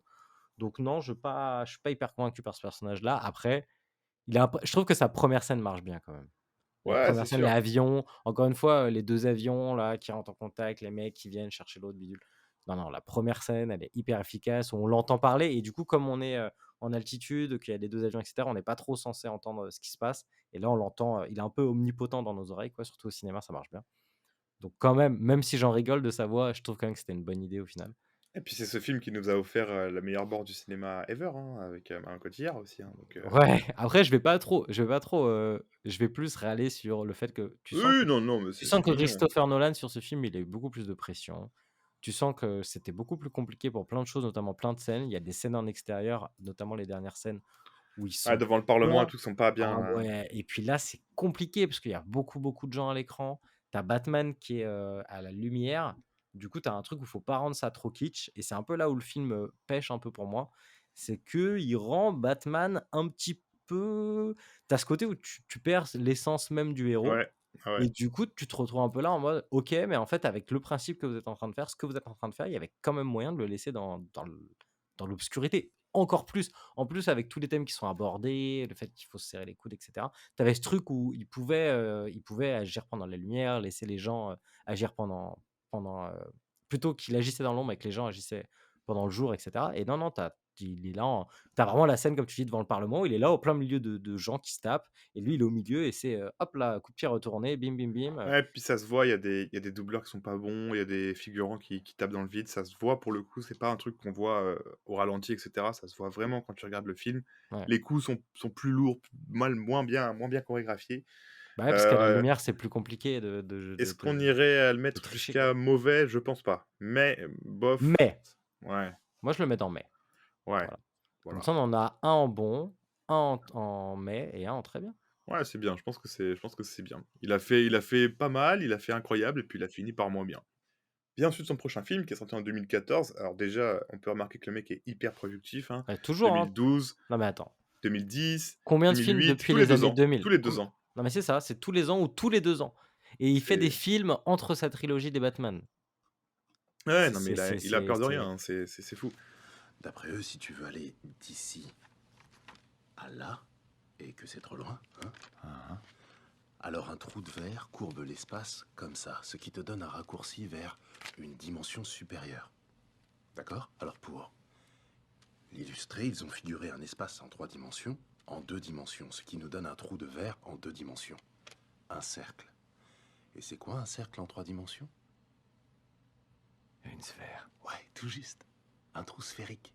Mais qui l'a placé là? Qui doit-on remercier? En tout cas, moi, je dis merci à personne tant qu'on revient pas en un morceau. Interstellar, donc 165 millions de dollars, donc pas un énorme budget, mais 677 millions de dollars dans le monde de recettes. Matthew McConaughey comme acteur principal, à nouveau Anna Thaoué qui reprend un rôle, Jessica Chastain, et ça nous parle d'un futur où la Terre elle est devenue inhabitable, et il y a un petit groupe d'explorateurs qui va dans l'espace pour faire un voyage et pour essayer de trouver une nouvelle planète où on pourrait habiter, nous, l'humanité. C'est tout un délire de réflexion sur la théorie des cordes, sur beaucoup de choses. C'est très compliqué, c'est très, très, très visuel. Il y a eu beaucoup, beaucoup de nominations aux Oscars, 5 carrément, jusque-là, pour la meilleure direction artistique et autres. Axel, ta vision d'Interstellar?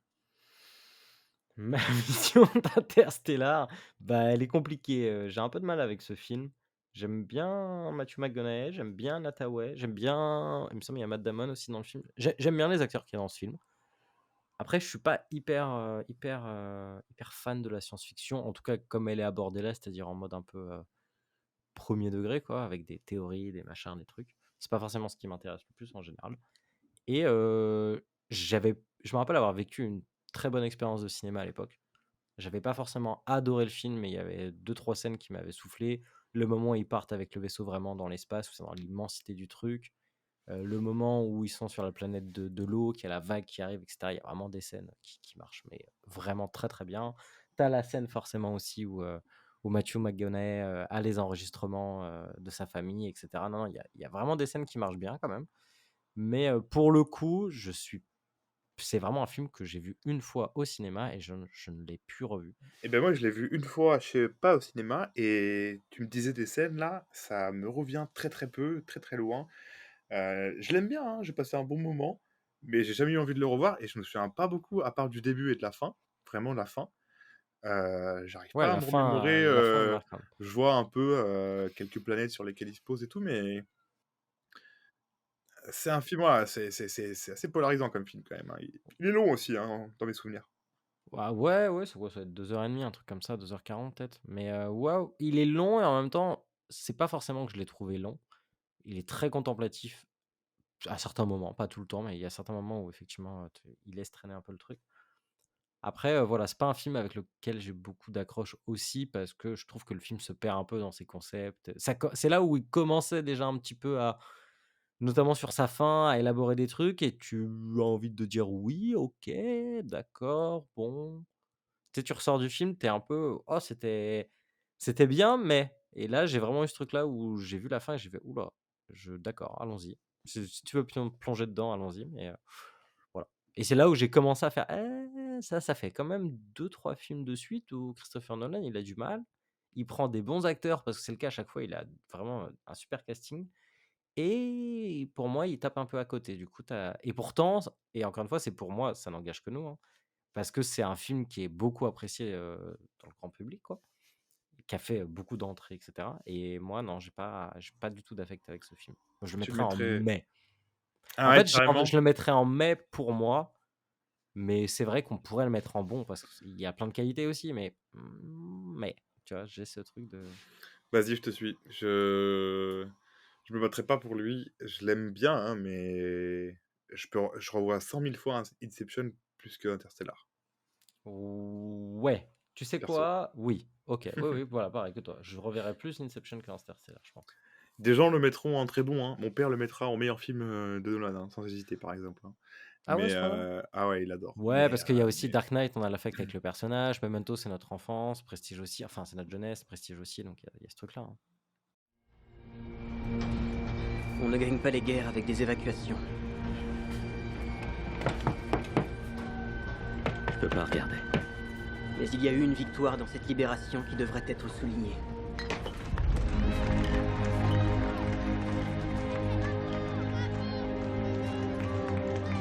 Notre reconnaissance devant la libération de notre armée ne doit pas nous rendre aveugles au fait que ce qui s'est passé en France et en Belgique est un désastre militaire colossal.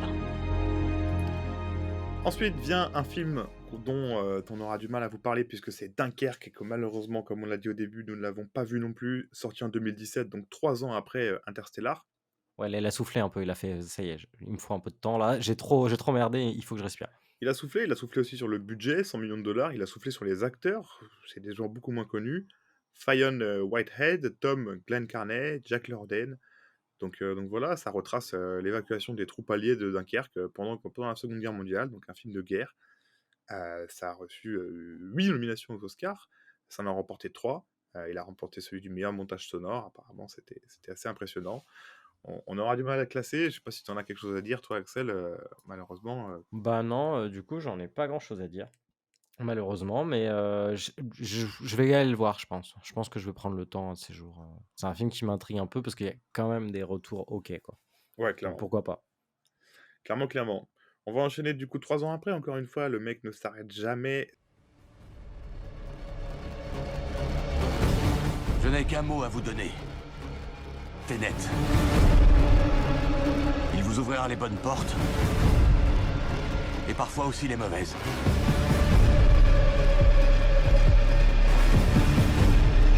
Vous devez vous mettre à voir le monde différemment. Tenet, le fameux film post-Covid sorti en 2020, 200 millions de budget, il a fait beaucoup moins de chiffres que les autres, 363 millions de dollars dans le monde, mais il a quand même fait ces chiffres, avec comme acteurs principaux John David Washington, le fils de Denzel, Robert Pattinson, Elizabeth Debicki, etc. Et on suit un agent de la CIA qui doit apprendre à manipuler un peu le temps, entre guillemets, la façon dont se déroule le temps, pour empêcher une future guerre assez classique. Et pareil, ses ennemis sont capables d'inverser ce qu'on peut voir. Avant la critique, dans tous les cas, c'est un film qui, visuellement, est sacrément cool. C'est très rare, c'est assez particulier de voir ça, un peu à la Memento, entre guillemets, avec les montages à l'envers. Là, pour le coup, c'est des scènes complètement rewind qui sont assez faites, qui sont assez particulières et qui sont assez kiffantes quand même. Ouais, il y a une sacrée prouesse technique sûrement derrière, mais après, c'est pas moi, je vais le dire direct et net, j'ai pas du tout aimé. Genre pas du tout et c'est pas sa complexité qui a fait que j'ai pas aimé Tenet, c'est, c'est justement le fait que le film, ça y est, là, tu sens que Christopher Nolan, il veut trop en faire, il est pas dans un concept, il a fait: «Et si ça? Et si ça? Et si ça?» et tout se superpose et tu suis ton film et tu es là: «OK, bon, bon, bon, bon, bon» et après tu acceptes ou pas. Ouais. Moi, j'ai pas forcément mon cerveau a pas forcément hyper bien accepté le truc et le problème aussi, c'est que, OK, le concept, il y a des bonnes scènes, il y a des choses qui marchent bien, il y a des révélations qui sont cool, mais alors tout ce qu'il y a autour, l'histoire avec la femme et son mari qui veut la fin du monde et Ouais, et puis puis il y a des elle incohérences, et puis il y a de 1, alors il y a sûrement des incohérences que je vais pas toutes relever, j'ai même pas eu besoin pour, déjà me dire qu'il y avait des soucis. Rien que l'écriture de la femme du mafieux là, il me semble, enfin le mec qui met en péril le monde entier. Putain, l'écriture, je l'ai trouvée bas de plafond. T'as un personnage féminin dans son film, c'est elle, et elle est écrite avec les pieds. Tu pourrais faire un truc hyper intéressant avec cette meuf-là. Tu pourrais amener plein de choses, et au final, je trouve ils en font presque rien. T'as une actrice qui est plutôt cool. Alors, je suis pas spécialement, je la connais pas forcément, cette actrice, mais je trouve que quand même, elle est plutôt en place aussi, même si c'est pas forcément l'actrice la plus convaincante du film. Mais voilà et tu avais moyen de faire un truc avec ce personnage féminin qui, encore une fois, je le rappelle, il y en a quasiment pas dans le film et en plus, le seul personnage du film qui est pas hyper bien écrit, c'est la femme du méchant. Enfin, on est vraiment dans le cliché, mais let's go, allons-y et en plus, tu crois qu'il y a une on va pas divulgacher, mais tu crois qu'il y en a d'autres, mais en fait, il n'y en a pas, bref. Donc c'est un peu j'ai trouvé que le film, il y avait plein de choses qui allaient pas Donc et ouais, ouais, ouais. c'est Non, mais c'est je il y a suis beaucoup de d'accord, hein. caricatures sur les personnages, alors qu'encore une fois, j'adore, John David Washington, j'adore Robert Pattinson et là, j'étais là en mode, «OK, bon, C'est le bah». seul film de Nolan où je suis sorti de la séance en me disant, «Ah, là, j'ai pas passé ma meilleure séance, quoi», clairement. Bah, en plus, je trouve que le rewind, au final, il est un peu facile, dans le sens où il y a le moment où il rentre dans l'espèce de cargo là, enfin pas de cargo, mais de caisson pour, remonter le temps, c'est ça? Enfin pour, s'inverser dans le temps. Ouais, c'est ça, ouais. Et là, je me suis dit: «OK, avec ce délire de truc, peut-être on va arriver dans un nouveau monde avec vraiment un truc différent, quoi». Pas juste du rewind, vraiment, des gens qui évoluent dans un monde qui marche différemment et cetera. Je me suis dit: «Peut-être qu'il va y avoir un truc autour de ça». Avec le film qui va prendre une direction un peu différente, peut-être un peu plus fantastique et cetera. Et non, on reste dans des trucs hyper scientifiques, hyper, comme il fait toujours là, comme je te disais, très bleu, très, corporate, très et j'aime pas ça, quoi. Ça m'énerve un peu et Donc je trouve mauvais? mauvais et on parle pas trop de la fin, mais genre la fin, c'est pareil, c'est rompiche, quoi. Genre la dernière demi-heure du film, j'étais là: «Mais stop, quoi, Je suis arrêtez d'accord, tout, mais est-ce que du coup, c'est moins bon que Rises? Je sais pas. Si? Ouais, Pour moi, Rises, moi, c'est j'ai pas trouvé compliqué, moins quoi. bon. En fait, Rises, On comprend ce il y qu'on a voit, quoi. il y a plein de trucs qui sont pas ouf. En fait, tu sais quoi? On va faire autrement. Si on a un doute sur Rises, on a Interstellar qui est au même niveau. Est-ce que Interstellar est mieux que Tenet? Oui. Oui. Est-ce que tu as un doute sur ça? Non. Non. Est-ce que Tenet est mauvais? Je sais pas, mais en tout cas, il est pas bon. Il faut en mettre un dans les mauvais, en tout cas, et ça sera Tenet. Ce sera Tenet, je pense, hein. De toute façon, On n'aura même pas besoin de notre joker, mec. l'avant-dernier. On est plutôt d'accord, hein. Au final, ouais. C'est en plus, on peut remarquer qu'il y a quand même beaucoup plus de choses positives dans sa C'est sûr. filmographie que de choses négatives, en tout cas de Et notre puis point de vue. il y en a 3 qu'on n'a pas vus. Moi, Ouais. j'aurais peut-être remonté juste Inception, mais c'est mes goûts perso, mais sinon, je suis plutôt d'accord avec toi. Ouais, je trouve qu'on est pas mal, on est pas mal et il nous reste du coup quoi? Il nous reste Oppenheimer du coup. Exactement, évidemment, on épiloguera pas dessus, puisqu'on vient de donner tout notre C'est ça. avis. Mais du coup, c'est compliqué de Hem le placer. On estime qu'il y a un risque en appuyant sur ce bouton de détruire le monde. Le risque est proche de 0. Le risque est proche de 0. Qu'espérez-vous de la théorie brute? Le risque 0. Ça me plairait. Moi, j'aurais envie de le mettre en très bon, hein. Ah moi non du coup. En fait Ah en peut-être fait on va se battre pour le dernier. Ah c'est pas mal. Au moins on va se battre pour le dernier. en fait, en bon minimum et le truc, c'est que si genre, c'est mieux que Batman Begins, quoi. Je suis désolé, c'est incroyable, enfin ça je sais pas. Je sais pas. J'ai un peu tu sais quoi? Avec ce film, j'ai vraiment le même délire que Inception, c'est-à-dire que je trouve plein de qualités. Est-ce que je vais le revoir? Je pense pas. Ou Ouais, alors c'est vrai à que vu une comme ça, occasion avec ouais. quelqu'un qui l'a vraiment pas vu, quoi. Mais est-ce que dans le type, un biopic qui t'a autant mis pas une claque, mais qui t'a Bah, autant c'est pour ça que je le intéressé? mettrais dans tous les cas dans bon. Sinon je l'aurais mis dans mais, tu vois? Mais c'est pour ça que dans tous les cas, je le mettrais dans bon. Est-ce que je le mets dans très bon? Je sais pas. Est-ce que je le trouve aussi bien que The Dark Knight? Non. Est-ce que je le trouve aussi bien que The Prestige? Clairement pas, non. Est-ce que je le trouve aussi bien que Memento? C'est sûr que non. Tu vois? Est-ce que je le trouve meilleur que Begins? Oui. Est-ce que je le trouve meilleur que Inception?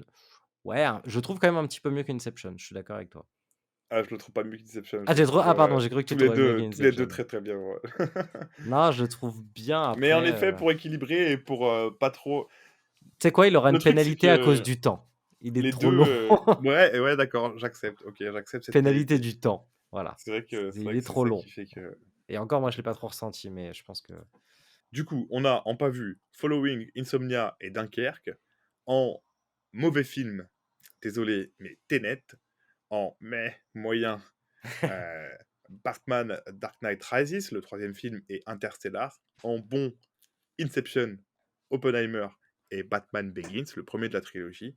Et en très bon, Batman The Dark Knight, qui je pense est notre préféré. Ensuite Memento et Le Prestige, qui sont 2 films, vraiment, voilà, nostalgiques pour nous, qui nous ont pas construit, la culture, mais qui nous ont tellement plu quand on les a vus à l'époque que voilà, on peut pas les mettre autre part. Ouais et puis je doute pas que Following et alors j'ai plus le nom de l'autre qu'on n'a pas vu. Insomnia. Insomnia, alors Dunkerque sûrement aussi, mais ces 2 là, je doute pas que je pense que si on les voit, peut-être on en Ouais, parlera, Insomnia, moi, mais ça me je fait pense bien qu'on envie, pourrait aimer. Ouais, truc de moi aussi. détective, tout ça, Ouais, ouais, en Alaska, vraiment ça me donne grave envie. Du coup, je suis allé voir la bande annonce d'ailleurs pour voir un petit peu à quoi ça ressemblait, ça donne envie, hein. Ça a l'air vraiment cool.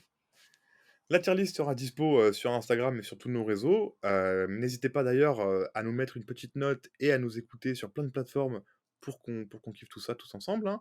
On va terminer cette émission-là. Axel, je te laisse le mot de la fin pour conclure. Je vous souhaite à tous, moi, une très bonne année 2024. Je vous fais plein de bisous et j'espère que Nolan continuera à nous sortir des super films, voilà. Ouais, bah, des super films, on espère qu'il va se reposer aussi un peu.